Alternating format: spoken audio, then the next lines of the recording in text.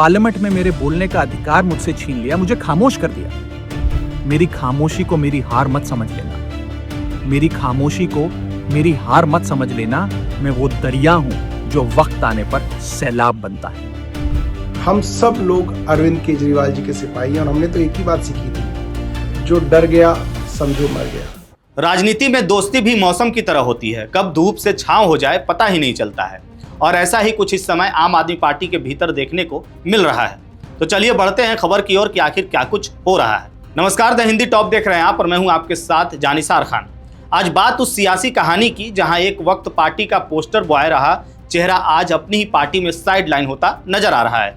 हम बात कर रहे हैं राघव चड्ढा की। सवाल यहाँ ये उठ रहा है कि आखिर ऐसा क्या हुआ कि अरविंद केजरीवाल के सबसे करीबी माने जाने वाले नेता को अचानक राज्यसभा में उपनेता पद से हटा दिया गया। और इतना ही नहीं, पार्टी ने राज्यसभा सचिवालय को चिट्ठी लिख करके ये तक कह दिया कि उन्हें बोलने का समय ना दिया जाए। राघव चड्ढा के मामले पर कहा जा रहा है कि एक रूटीन बदलाव है। जैसा कि नए उपनेता बने अशोक मित्तल कह रहे हैं, तो ये राजनीति की सबसे बड़ी मासूमियत होगी, क्योंकि राजनीति में कुछ भी रूटीन नहीं होता। हर फैसला एक संदेश देता है और यहाँ संदेश साफ है, पार्टी और राघव चड्ढा के बीच सब कुछ ठीक नहीं चल रहा है। जैसे मैंने बोला, हमारी डेमोक्रेटिक पार्टी है और डेमोक्रेटिक ट्रेडिशंस को जड़ तक फॉलो करती है और हर सांसद को, हर नेता को वो चाहते हैं अलग अलग समय पर अलग अलग जिम्मेदारियां दी जा सकें, ताकि वो भी सीखें और उनके नएपन का भी पार्टी को और देश को फ़ायदा हो सके। तो उस कड़ी में ये जिम्मेदारी मुझे सौंपी गई है। राघव जी से पहले एनडी गुप्ता जी के पास थी, मेरे बाद किसी और के पास जाएगी। तो ये तो प्रक्रिया होनी ही चाहिए हर डेमोक्रेटिक पार्टी में। दरअसल आपको बताएं कि कहानी की शुरुआत वहीं से शुरू होती है जहां राघव चड्ढा ने संसद में अपने मुद्दों के जरिए अलग पहचान बनानी शुरू की।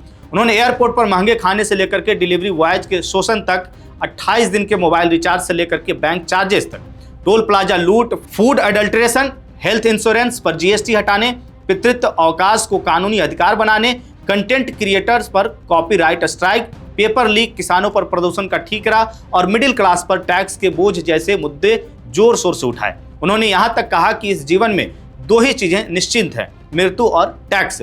सवाल ऐसे में यह है कि जो नेता लगातार जनता के मुद्दे को उठा रहा था, उसे अचानक क्यों रोक दिया गया। दरअसल पार्टी के अंदर यह बात उठने लगी कि राघव चड्ढा पार्टी लाइन से अलग चल रहे हैं। आरोप यह भी लगे कि वे सदन में किन मुद्दों पर बोलेंगे इसकी जानकारी पार्टी को पहले नहीं देते थे। पार्टी चाहती थी कि केंद्र सरकार पर आक्रामक हमला हो, लेकिन राघव एयरपोर्ट की कैंटीन में सस्ते समोसे और डेटा रोल ओवर जैसे मुद्दे उठा रहे थे। आपके प्रवक्ता अनुराग डांडा ने तंज कसते हुए कहा कि संसद में थोड़ा समय मिलता है, उसमें या तो देश बचाने की बात होगी या समोसे सस्ते कराने की।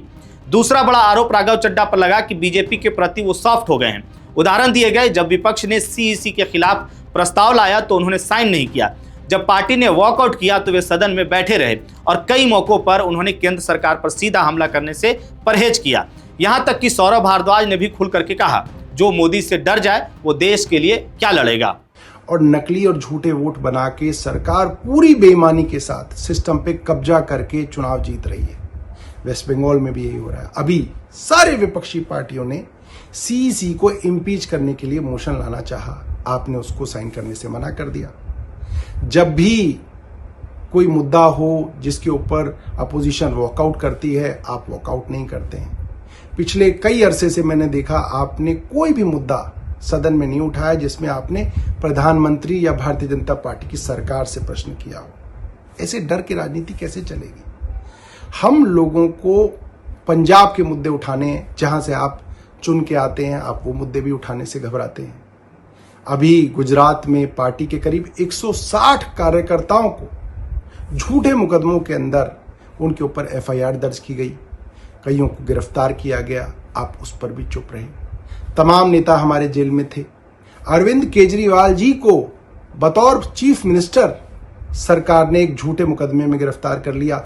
आप उस समय भी जो है देश में नहीं थे, आप कहीं जाके छिप गए। मेरा मानना यह है कि देश के लिए असली मुद्दे हमें निडरता से और साहस से उठाने पड़ेंगे और भारतीय जनता पार्टी की आंख में आंख डाल के आपको मुद्दे उठाने पड़ेंगे। वरना देखिए, आपकी जो सॉफ्ट मुद्दे हैं उनसे उनको कोई फर्क नहीं पड़ता, बल्कि भारतीय जनता पार्टी तो कल से आपको सोशल मीडिया पे सपोर्ट कर रही है। आप इसके बारे में सोचिएगा और देखिएगा कि आप कहां से चले थे और कहां आ गए, और देश को किन चीजों की जरूरत है और आप कैसे बेहतर कर सकते हैं। तीसरा और सबसे संवेदनशील पहलू सामने आया केजरीवाल से दूरी का। जब आपको बता दें कि अरविंद केजरीवाल जेल में थे, पार्टी संकट में थी, तब राघव चड्ढा लंदन में थे। पार्टी ने इसे मेडिकल कारण बताया, लेकिन राजनीति में अगर देखा जाए तो मौजूदगी ही सबसे असली ताकत होती है। यही नहीं, आपको बताएं कि केजरीवाल और मनीष सिसोदिया को राहत मिलने पर भी राघव की तरफ से कोई बड़ा बयान नहीं आया। चौथा कारण था राघव का इंडिपेंडेंट ब्रांड बनना। संसद में सक्रियता, सोशल मीडिया पर वायरल वीडियो, पर्सनल लाइफ में परिणीति चोपड़ा के साथ चर्चा, ये सब मिलकर के उन्हें पार्टी से बड़ा चेहरा बना रहे थे। और राजनीति में सबसे बड़ा खतरा यही होता है जब कोई नेता संगठन से बड़ा दिखने लगे। अब इस मामले पर राघव चड्ढा ने क्या कुछ कहा है वो भी आपको बताते हैं। उन्होंने एक वीडियो जारी कर कहा कि क्या जनता के मुद्दे उठाना गुनाह है, क्या मैंने कुछ गलत किया है। मुझे जब जब पार्लियामेंट में बोलने का मौका मिलता है मैं जनता के मुद्दे उठाता हूँ, और शायद ऐसे टॉपिक्स उठाता हूँ जिसे आमतौर पर संसद में नहीं उठाया जाता है। लेकिन क्या जनता के मुद्दे उठाना, पब्लिक इश्यूज पे बात करना कोई अपराध है? क्या मैंने कोई गुनाह कर दिया, कोई गलती कर दी? Have I done something wrong? ये सवाल आज मैं इसलिए पूछ रहा हूँ क्योंकि आम आदमी पार्टी ने राज्यसभा सेक्रेटेरिएट को ये कहा है कि राघव चड्ढा के पार्लियामेंट में बोलने पर रोक लगा दी जाए। जी हाँ, आम आदमी पार्टी ने पार्लियामेंट को ये सूचित किया है कि राघव चड्ढा को पार्लियामेंट में बोलने का मौका ना दिया जाए। अब भला कोई मेरे बोलने पर रोक क्यों लगाना चाहेगा? मैं तो जब बात करता हूं देश के आम आदमी की बात करता हूं। एयरपोर्ट पर मिल रहे महंगे खाने की बात रखी, जोमैटो ब्लिंकिट के डिलीवरी राइडर्स की प्रॉब्लम रखी, खाने में मिलावट का मुद्दा उठाया, टोल प्लाजा लूट से लेकर बैंक चार्जेस लूट की बात करी, यहाँ तक कि मिडिल क्लास पे टैक्स के बोझ से लेकर कंटेंट क्रिएटर्स पर स्ट्राइक क्यों करी जाती है, टेलीकॉम कंपनियां कैसे 12 महीने में 13 बार हमसे रिचार्ज कराती हैं, डेटा रोल ओवर नहीं देती हैं, रिचार्ज खत्म होने के बाद इनकमिंग रोक देती है, तमाम इश्यूज मैंने सदन में उठाए। और ये मुद्दे उठाने के बाद देश के आम आदमी का तो फायदा हुआ, लेकिन इससे आम आदमी पार्टी का क्या नुकसान हुआ? भला कोई मुझे बोलने से क्यों रोकना चाहेगा? कोई मेरी आवाज को क्यों बंद करना चाहेगा? खैर, आप लोग मुझे अनलिमिटेड प्यार देते हैं। मैं जब जब आपके मुद्दे उठाता हूं, आप मुझे सपोर्ट करते हैं, मुझे शाबाशी देते हैं, मेरा हौसला बढ़ाते हैं। मैं आपको कहना चाहता हूं थैंक यू। ऐसे ही मेरा हाथ और मेरा साथ थामे रखिएगा, छोड़िएगा मत। मैं आपसे हूं और मैं आपके लिए हूं। और जिन लोगों ने आज पार्लियामेंट में मेरे बोलने का अधिकार मुझसे छीन लिया, मुझे खामोश कर दिया, मैं उन्हें भी कुछ कहना चाहता हूं। मेरी खामोशी को मेरी हार मत समझ लेना। मेरी खामोशी को मेरी हार मत समझ लेना।